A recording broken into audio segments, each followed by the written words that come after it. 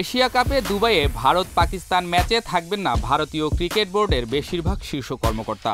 ভারতীয় সংবাদ মাধ্যম দৈনিক জাগরণ তাদের প্রতিবেদনে জানিয়েছে, বিসিআই কর্মকর্তারা ম্যাচটি নীরবে বর্জন করবেন।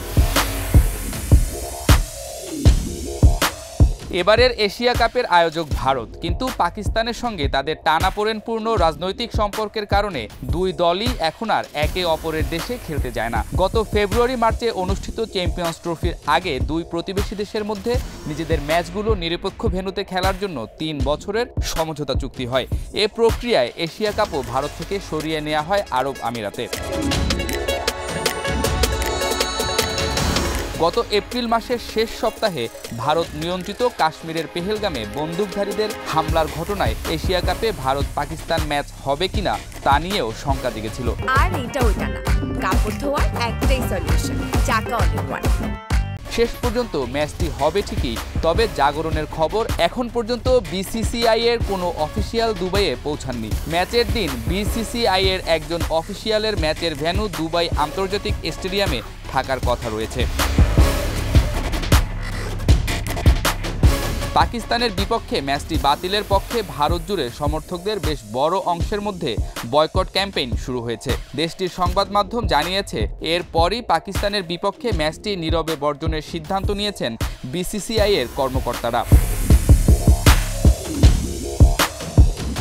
দুবাইয়ে এবছর চ্যাম্পিয়ন্স ট্রফিতে ভারত পাকিস্তান ম্যাচে বিসিসিআই এর সব শীর্ষ কর্মকর্তা এবং রাজ্য ক্রিকেট অ্যাসোসিয়েশনের প্রতিনিধিরা উপস্থিত ছিলেন। এবার সম্ভবত সমালোচনার ভয়েই বিসিসিআই এর কর্মকর্তারা দুই প্রতিবেশীর দ্বৈরথে স্টেডিয়ামে উপস্থিত থাকবেন না বলে জানিয়েছে ভারতের সংবাদ মাধ্যম।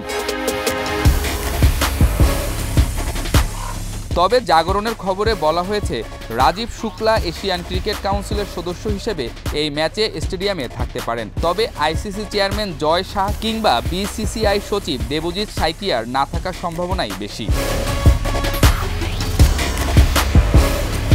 ভারতের বেশ কয়েকজন সাবেক ক্রিকেটার এশিয়া কাপে ভারত পাকিস্তান ম্যাচের বিপক্ষে অবস্থান নিয়েছেন। ভারতের সাবেক স্পিনার হরভজন সিং ও সাবেক ক্রিকেটার কেদার জাতবড়া এই ম্যাচ বয়কটের আহ্বান জানিয়েছেন।